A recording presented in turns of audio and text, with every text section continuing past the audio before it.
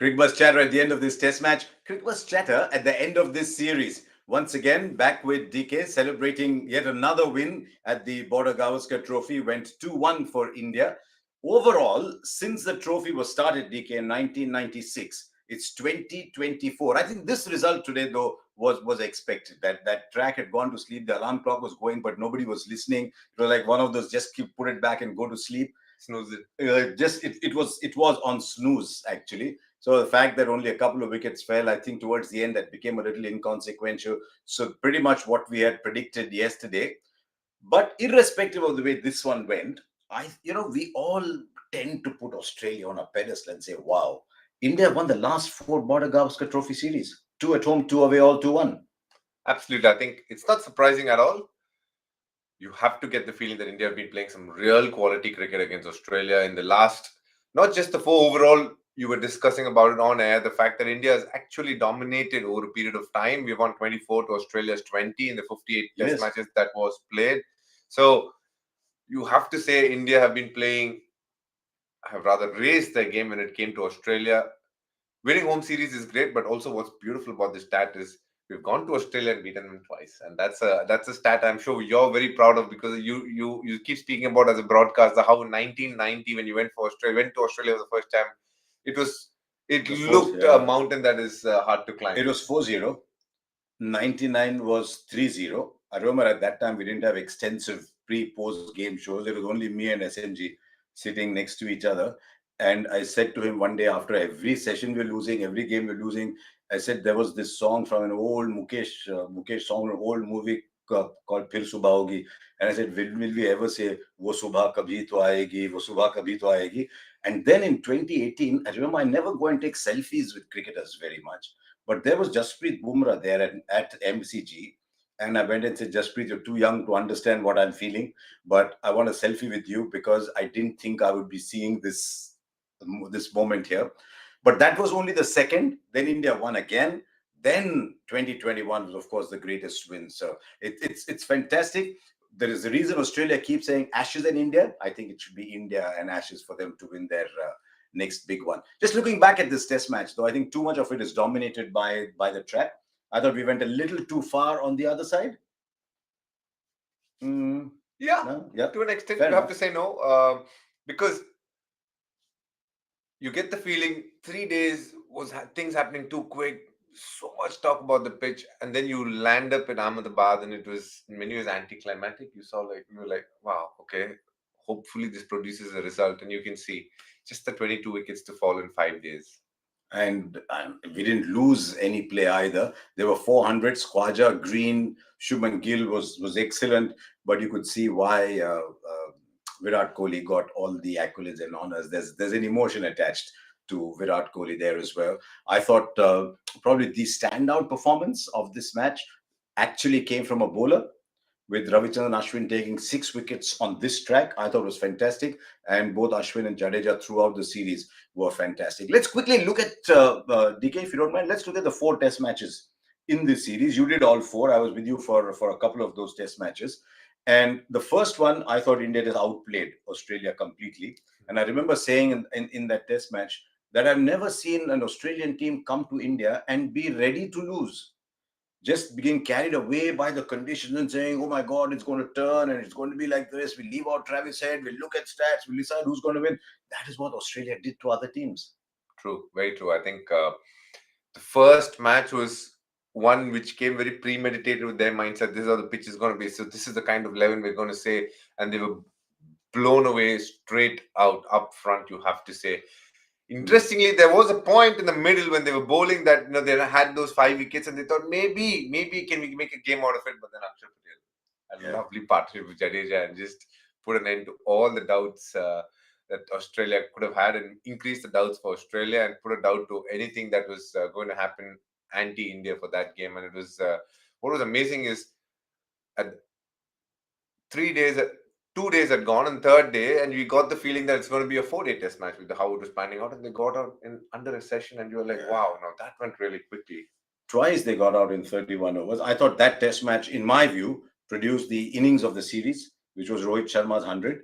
Though if you tell Akshar Patel that, he might say, hey, Bapu, 180 I made, 170 I made when the team was in trouble. So those innings were crucial. I thought one of Khwaja's innings was very good too. But overall, I think even Matthew Hayden said on air, he said that innings by Rohit Sharma, first Test match of the series, scoring 120. We thought that was the innings. Then you went to the second Test, and I think it produced the turning point of the series. With both teams level in that second Test, 263, India again did well to get to 262 because Akshar Patel made 74. I think Ashwin might have made 37 over here. Then the same collapse that you talked about in Nagpur in 31 overs. I mean, at that, there was some 70 odd for one. They were going at the end of day two, they were going in at 50 or 60 for no loss, approximately, just the loss of one wicket. And you got the feeling that, okay, this is going to be a serious game from here on because Australia had with a proper chance. The wicket was doing a bit. They came and just crumbled in just under a session yet again. It also produced the one image that Australia do not ever want to see again, and that was the Pat Cummins slog. It was almost as if they thought, look, this track is doing so much that we have to go and slog. At 2-0, did you think it would be 4-0? No, I thought it would be probably 3-0 or maybe 3-1 in favor of Australia. And I say this because I believe that India would play on pitches that aided spin throughout. And when you play on pitches consistently, which is aiding spin, there would be a point when you have one bad session, and that happened, and you would find yourselves losing because after having played domestic cricket for so long, when you constantly play on turning pitches, you have to expect somebody come and do something better than you at certain points of time during a 4-match or 5-match series, and that's exactly what happened. And that was Indore. And that is what happened at Indore. Now, he's played a lot at Indore. I've watched a lot of cricket at Indore. At Indore, if you're a bowler, you generally leave your ego behind. Like sometimes you leave behind on a flight, you leave things that you don't want to carry, you just leave them behind on the flight. You leave your ego behind because as a bowler, you will get crushed. And then you came to Indore and you saw that pitch and you almost thought, hang on, I went to the shop to buy something and I got something completely different. And that track, I mean, in all fairness, it got docked 3 points. That's a whole debate on whether it should be or shouldn't be. But it wasn't a great track because I thought the superior skills of the Ashwin, Jadeja, Akshar Patel combo got neutralized by the promising skills of Murphy, Koeneman, and the champion Lion. Very true. I think that was one such game where it was there was so much in the pitch that sometimes our Indian bowlers' skills were neutralized to a point. I completely agree with you. And you saw that happen because it is phenomenal what happens when you lose the toss and then you end up bowling second and you're thinking, wow, this could be a nightmare of a test match. But then 3 test matches on the go, the team losing the toss, the team batting second ended up winning the game. So it tells you that batting first, fresh wicket, two things: the fact that there's a lot more juice in it and hence the turn and bounce, and secondly the preconceived notions of what this pitch could be. My own view is if you prepare good Indian tracks, decent to bat on day one, probably get a little better on day two, start to turn on those pitches, India is still largely unbeatable. Maybe we went a little too far and then came a little too far back in Ahmedabad. Now, when you lost in Indore, suddenly you thought, what if? Because now suddenly the Sri Lankan result came in. And I'll tell you something today. There's a word we associate with a lot of people who are obsessively follow cricket. That's Kida. And today he was having lunch just outside. I said, DK, Kida on, come. Because on Mohandas Menon's laptop, we were watching New Zealand versus Sri Lanka. I mean, what a test match that was. I actually almost feel like saying, well played Sri Lanka, even though New Zealand won it. But they kept going, kept going. When was the last time we saw a test match that could have produced a draw or a New Zealand win going into the very last ball? And to think that Kane was so cool, he wasn't trying to hit big shots. He just placed one boundary, and that run out, run out chance. They could have run out at both ends. I know, and it was a terrific test match. Also, New Zealand playing their second test in 2 matches, which has gone down the wire against England in the second match, when they neutralized the series. Just the way they got the wickets at the back end, 2 runs to get. They got Wagner gets one down the leg, and Wagner's been a terrific bowler. So New Zealand playing some real good cricket. You got the feeling in the morning that rain has come and saved India, with Sri Lanka making a match of it. New Zealand again pushing back. Daryl Mitchell playing a really good knock, some big sixes of the spinners. I remember you telling me that, DK, the pitch in Ahmedabad is not turning, but one in Christchurch is turning. Yeah. So we were watching the Cricbuzz commentary. Rather, Harsha was watching the Cricbuzz commentary, and he was like, "Can you see this? Shayan Jayasurya ball pitches on the leg stump and he's beaten outside the off. To imagine the amount of turn.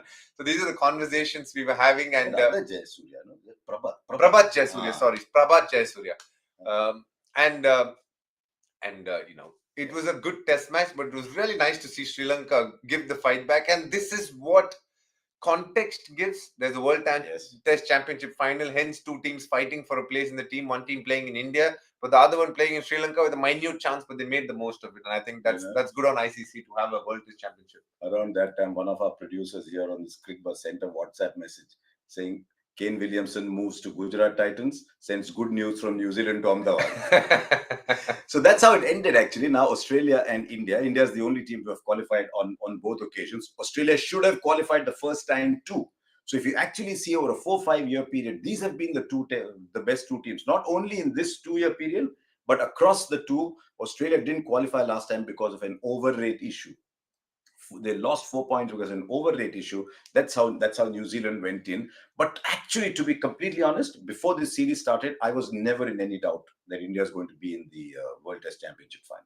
I can tell you honestly, sitting from an Indian dressing room point of view, they felt it could be tough because after the World Cup, they had 6 test matches to play. 2 in Bangladesh, 4 against Australia, and you had to win 5 of those to qualify. So when you're sitting out there looking in, thinking, wow, we have to win 5 out of 6, that's a big result.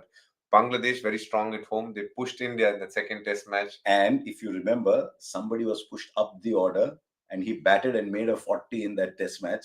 Akshar Patel moved up the order, and then of course Shreyas and Ashwin finished it off. So, and then you had the 4 test match series. India had to win 3-1. Otherwise, they had to wait on other results. It so happened that it became 2-1 and they had to wait on the result of Sri Lanka and New Zealand. And all is well that ends well. But it has been a roller coaster of emotions for the Indian team as well. And I think the fact that after such a long period of time to go back to the World Test Championship final, second time on the trot, is a good feeling. But they'll have a massive mountain to climb in World Test Championship in the Oval. We'll speak about that later. But for the moment, just feels good to know we've reached there.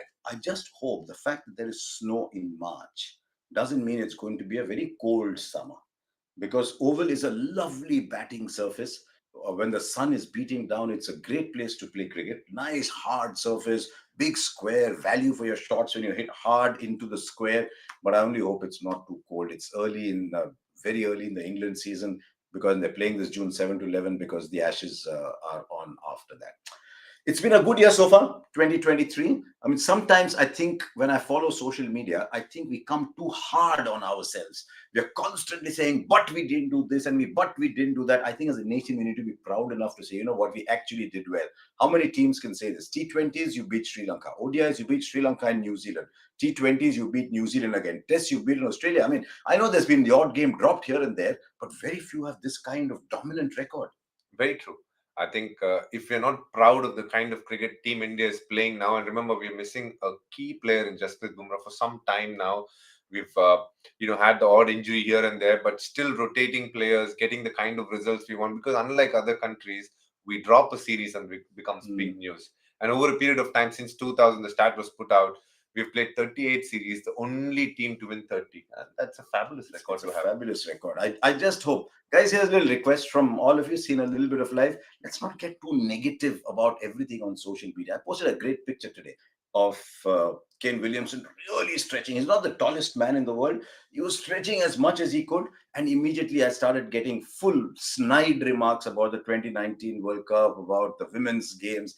Let's appreciate other people without having to downgrade anybody at all. Okay, I said what I had to say.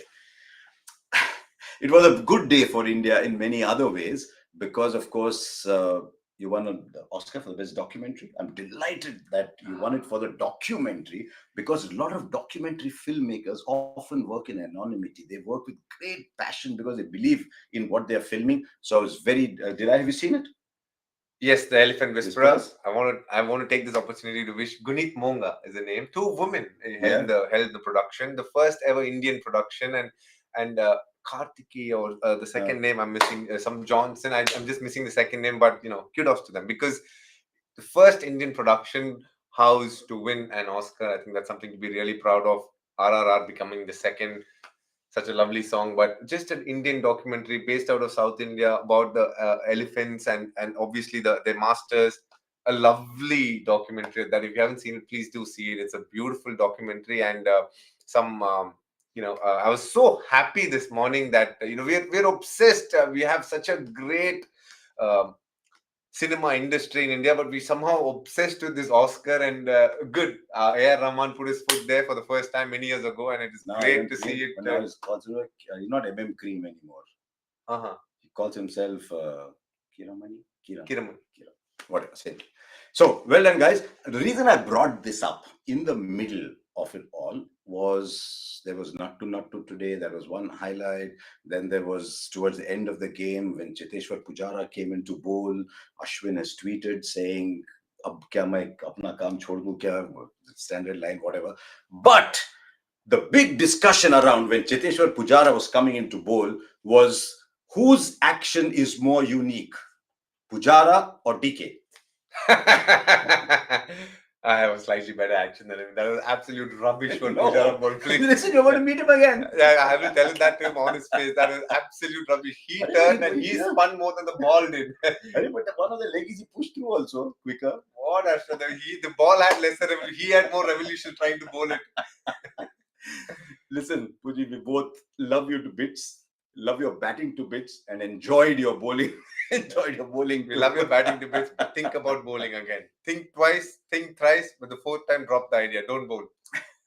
What are the pluses for India? We talked a little bit about Virat Kohli yesterday. There was Shubman Gill, there was the spinners. I mean, the lead actors all came in. Rohit Sharma did well, but there wasn't a breakout as such. Maybe you want to call Shubman Gill's century against Australia a breakout, but he's been around for a while. You nominated him among your top 4-5 batters to in world cricket for the next few years.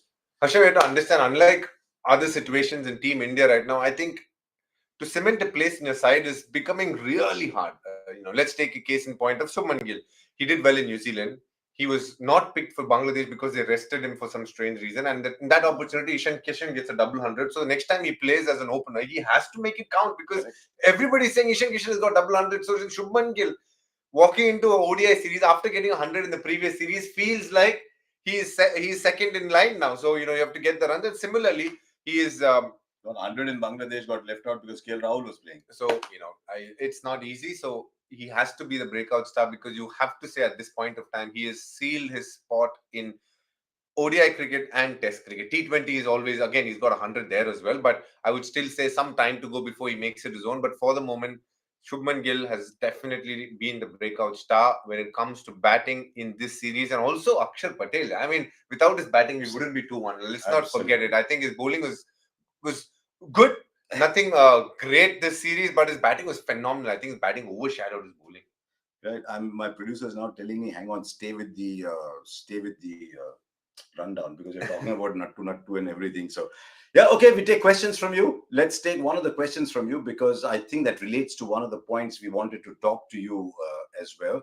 So, on Cricbuzz Chatter, this is Orko Duty Palit. Hasn't the Border-Gavaskar Trophy hasn't lived up to its hype? I would like to know where you rank BGT in its rich history.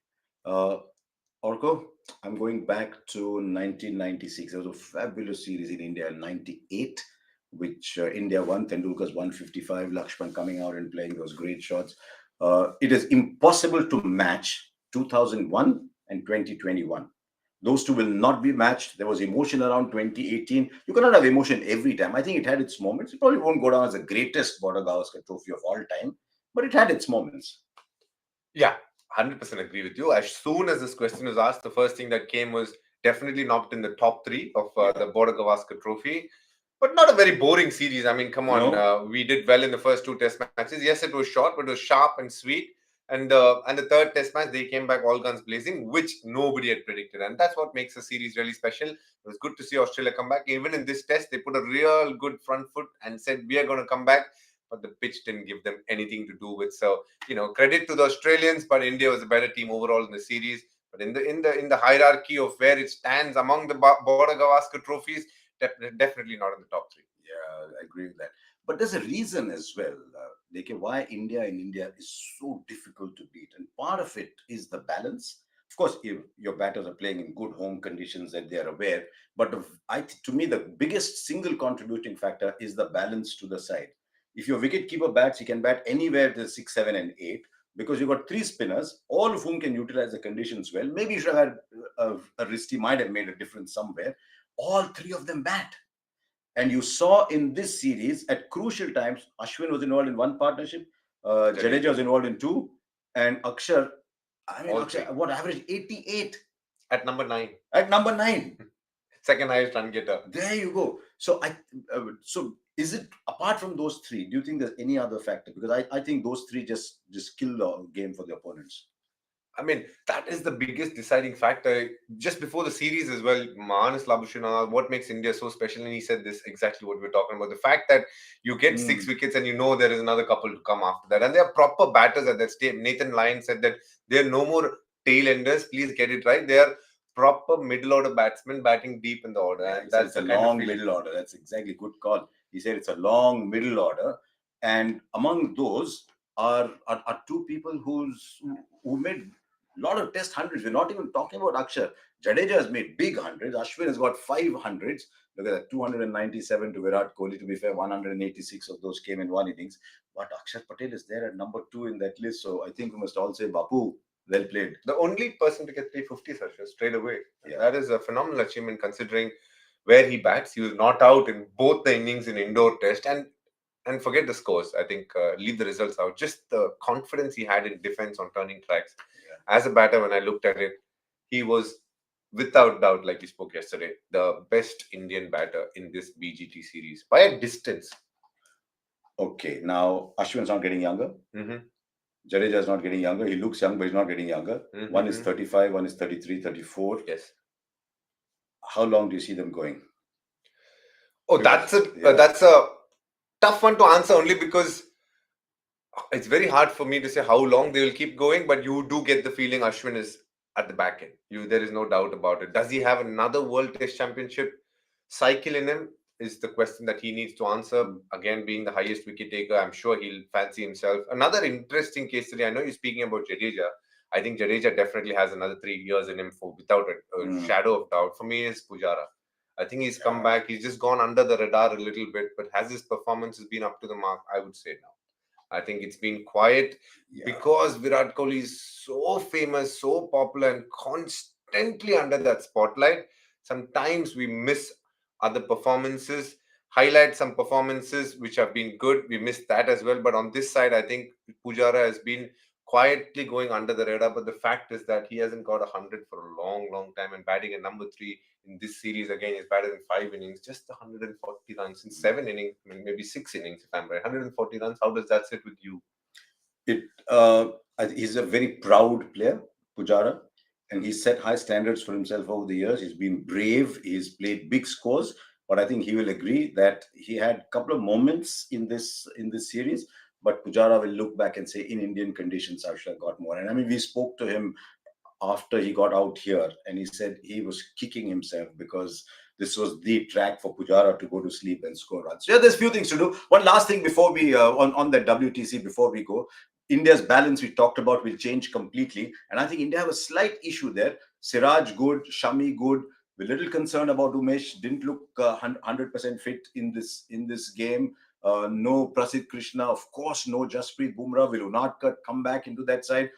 Will Shardul Thakur now have to play the role that Akshar Patel has played over there? Where do you see that balance going very quickly before we move on to the one days? Brutally honest, if everybody is fit, which means Jadeja and Ashwin are fit, you will have to say Akshar will miss out.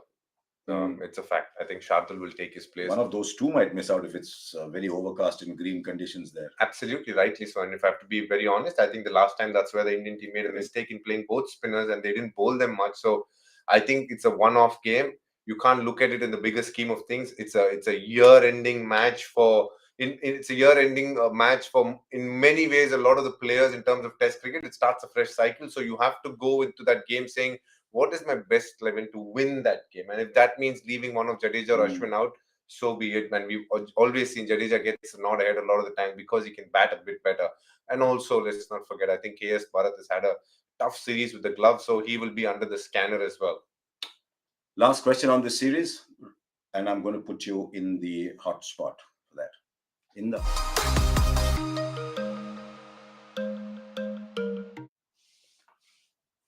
Three captains we've had: Pat Cummins, Steve Smith, Rohit Sharma.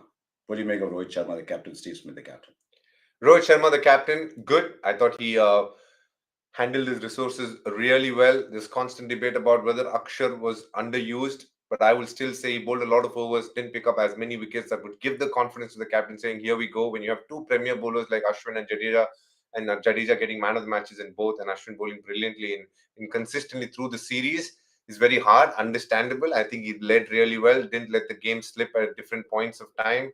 So overall, very, very good. Steven Smith, brilliant. I thought he handled his team really well under the circumstances that was given for him. He looked like a man who wants responsibility, definitely tactically the most astute captain in Test cricket, very aware of what's the kind of fields he wants to set.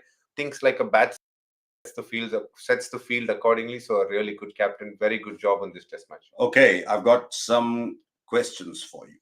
Okay, here we go. Right.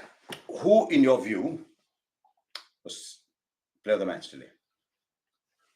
My vote will be a toss-up between R. Ashwin and Usman Khwaja. Usman Khwaja, because for an tourist batter to come and do as well as he did in terms of the time he played, the kind of knock he played, I value that a lot. And Ashwin bowling 47 overs, giving the paltry 95 runs and picking up 6 wickets on a wicket which didn't assist the spinners much, and bowling some high quality balls to get it. For me, it was between those two. We went eventually with Virat Kohli. But I'll tell you one thing. There were a lot of discussion. There were a lot of disagreements. Everyone had different points of view, and that is what made the choices this time a little bit trickier. Which also took us to the player of the series. Now, Akshar Patel was definitely a contender for player of the series. Ashwin has taken 25 wickets. That's a lot of wickets to take. Jadeja has taken 22 wickets and has scored runs. Couldn't figure out which of those two was the more valuable contribution. And I thought you had a point of view on Akshar Patel, or did you go? Yes, so I had a point of view on Akshar Patel. I feel if the Border-Gavaskar Trophy scoreline is 2-1, it's mainly because of Akshar Patel. I think at the end of the day, you give it to the player who's had the most impact on the series and the scoreline. If Australia had won the series, for me, without doubt, Usman Khwaja would have been man of the series. But India has won it. So for me, it was a toss-up between Akshar and Ashwin and Jadeja. Now, Ashwin Jadeja is a very difficult combo to go past. Let's talk about Jadeja coming back from an injury, two man of the matches in both the Test matches that India won. So you can't look past him. Ashwin, on the other hand, consistent in all 4 Test matches, gets himself 25 wickets, and most importantly, gets a 70 in the first Test. But more importantly, that 26 in the second Test was worth its weight in gold. So probably I'll tilt a little towards R. Ashwin, considering his consistency through the 4 games. But it was always going to be a tough call. It was not going to be easy by any means. I have a feeling we're going to agree on the next one. What is the turning point of the series for you? Turning point of the series. It's interesting you said. You said I'll agree with you. What was yours, Harsha? My turning point was the morning in Delhi, where the two teams were level, 263, 262. Australia 40 odd, 50 odd for one, and then getting bowled out for 113. Because if that game had become 1-1, then that would have had implications for Indore, and that might have had implications for Ahmedabad. So to me, that was the turning point for me, that performance that morning. Fair point. I think you can say, I think the way I wouldn't go as far back as that morning session. I think at that critical juncture when India had lost 6 wickets, that partnership between Akshar and Ashwin, I'll just rewind back a little bit to, I think if that partnership wasn't there, they would have got a 90-run lead, and it would have been hard to catch up after that. There you go. I'm sure a lot of you who are watching those first 3 Test matches with bated breath, thinking what's going to happen, you would have had your say on it as well. So that's the way it ends. One more Border-Gavaskar Trophy to India. Each of the last 4 series has been 2-1, and I can't remember another contest between two nations where you won 4 series in a row like that. So well done to India. Border-Gavaskar Trophy. The next one is N24 in Australia, and then again 27 over here. So that's how it went. India by 132, then India by 6, then Australia by 9, match drawn. But there's 3 games to go in Mumbai, Visakhapatnam, and then Chennai. And you know why the last game is in Chennai? So that DK can go straight home, change from his commentary gear into RCB gear, start practicing, and turn up for RCB. So they were very kind to have it there. But tell me, let's very quickly look forward to those three ODIs. Let's take a look at the sides. We've got so much into test match mode that if someone told me at the moment, what's the ODI side? I'd say, no, let me take a look at the ODI side. But some players will obviously go away. The key is Hardik Pandya, Washington Sundar, all these people come back. There's Jadeja and Akshar. I don't know how they're going to play all those because Kuldeep is there as well. Shami, Siraj, Shardul will come back. Chahal will come back. That's not a squad. That is an organization in itself. Because just look at Spirit itself.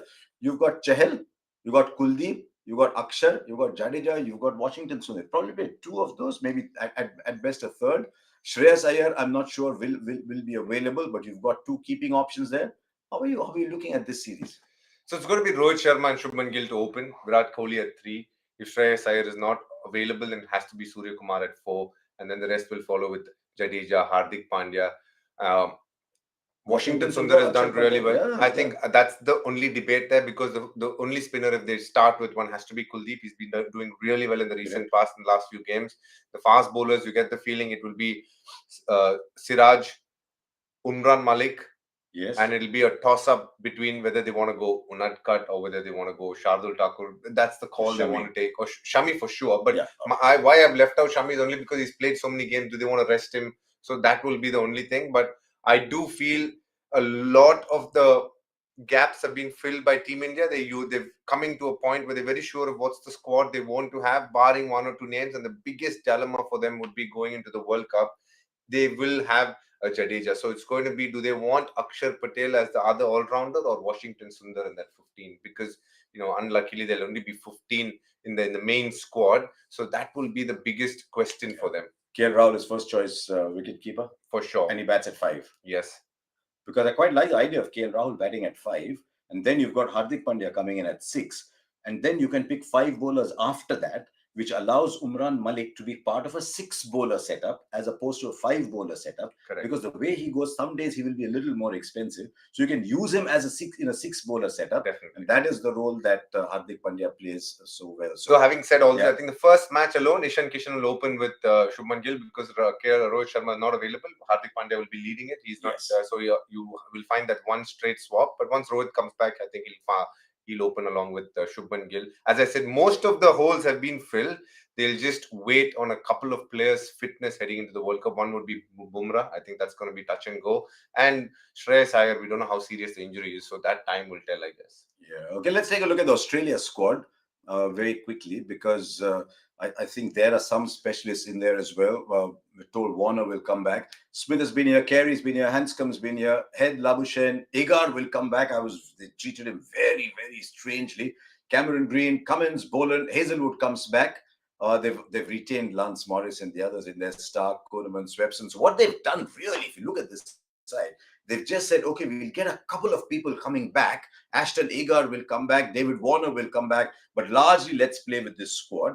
Because I think these 3 test matches, just standing there by themselves, not a big role to play in World Cup qualification, between an emotional Border-Gavaskar Trophy and a very high-profile IPL, it's almost like these 3 are just hanging there. True. I think, we spoke about the fact that where do ODI and the relevance stand. We'll keep that for another day. But you get the feeling this is one of those series where teams are just having a look at players and sharpening their skills, thinking, okay, this is where this player fits in. No, maybe this player doesn't fit in the scheme of things for the World Cup. But it is a good acid test for Australia. I think Australia have a lot more to gain in this series than what India can have because they're playing in conditions which they will be countering when they come back for the World Cup. So the kind of 11 that they choose will be very, very interesting. Is there a player that excites you in either camp? Travis Head for me is very, very exciting. He's done really well. Aaron Finch retired and he got his opportunity up the order, did really well, grabbed it with both hands and played some lovely knocks when he opened, and he's looked good in this test matches. So he will be really a very interesting player to watch out for because he plays at a good tempo and is not afraid to take on the bowlers either over the top or the cut shot, and I like watching him bat. From Australia's point of view, I think they'll be looking for that second spinner when the World Cup comes to India in October, November. They'll want someone like that Ashton Agar to bowl 5-6 overs and maybe bat down the order a little bit. But from the Indian camp, I just love watching Kuldeep Yadav, man. He's an Just absolute love joy to watching watch. Kuldeep Yadav. Though I think from a tactical necessity point of view, while it's important Kuldeep does well, I think they'll really want KL Rahul at number 5 to say, "This is me, I'm here." And he's really done well. I think we're juxtaposed with the formats that's happening in and around in ODI cricket. He's actually done well in the recent past, batting at number 5. Average is over 50. That's very good. So there you are, 3 1 days. Look forward to it. Never really stops, does it? Cricbuzz will of course be there. DK will be training before, training after, playing a game in between, coming back and doing Cricbuzz. He wears so many hats, but we're going to cheer for him for RCB this year. Okay. Before we end, I hope you've been watching the rise of New India, that pace bowling revolution that we've been talking about through the eyes of Bharat Arun, Ishan Sharma, Dinesh Karthik. So put in a little line Harsha here. Put in a Bhogle, little missing line. that. No. Put in You a were the little one line. who was seen in the I knew most. it, Rama. Put in a little line here and there. But do watch, because the episode on Bhuvneshwar Kumar, who's a very popular player, both of us like him very much, is there. So the rise of New India is streaming at the moment on Cricbuzz Plus. So do go there and watch Cricbuzz Plus. And when you go there, if you say, "Oops, I missed out number 5. Oh, I missed out number 4," maybe you can go and watch those as well. So it's been a pretty long episode of Cricbuzz Chatter, but it was the last Test match, the last series. There was ODI, so I hope that was interesting. We'll catch up with you as we go along. Goodbye from Cricbuzz Chatter.